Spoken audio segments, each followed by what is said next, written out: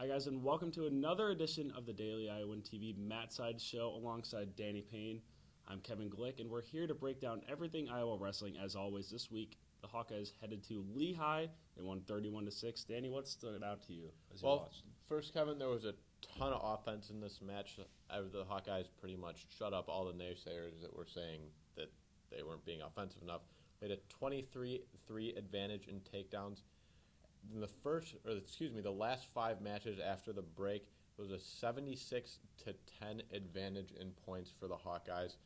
Three tech falls, one major for 4 out of 8 bonus point wins. Yeah, that's all nice, but Josh Jebba, he's been struggling a little bit, hasn't he? He's struggling a little bit. Don't think it's anything super alarming. He's lost 2 matches in a row. Steve Dutton last week, a 3-2 decision at in Carver Hawkeye Arena against Michigan.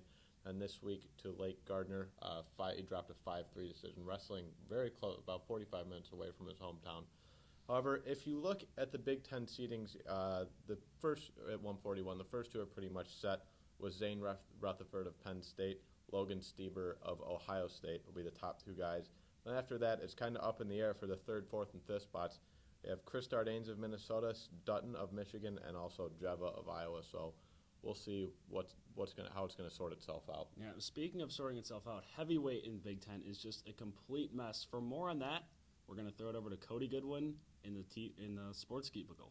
Thanks, Kevin. Cody Goodwin here for Daily Iowan TV's Matside. Kevin is absolutely right. Big Ten heavyweight, a little messy there at the top of the standings in terms of the top 6 wrestlers in heavyweight in the Big Ten Conference. 6 wrestlers, that is Minnesota's Adam Kuhn, Northwestern's Mike McMullen, Iowa's own Bobby Telford, Minnesota's Anthony Nelson, Indiana's Adam Chelfant, and Michigan State's Mike McClure. Those 6 wrestlers specifically have separated themselves from the rest of the pack and have created some insane parity this season. If you want to get to know how exactly saying that parity actually is, just listen here closely if you can follow along. Bobby Telford has actually lost to Adam Kuhn twice this year. Kuhn has lost to McClure. McClure has lost to Anthony Nelson. Anthony Nelson has lost to McMullen. McMullen has lost to Chelfant, who has, you guessed it, lost to Iowa's Bobby Telford. Quite a bit of a mess there at heavyweight, but they have slowly started to sort themselves out. McClure right now holding the top spot. He's only lost to McClure this year, or McMullen, holding the top spot. Behind him will probably be Michigan's Adam Kuhn.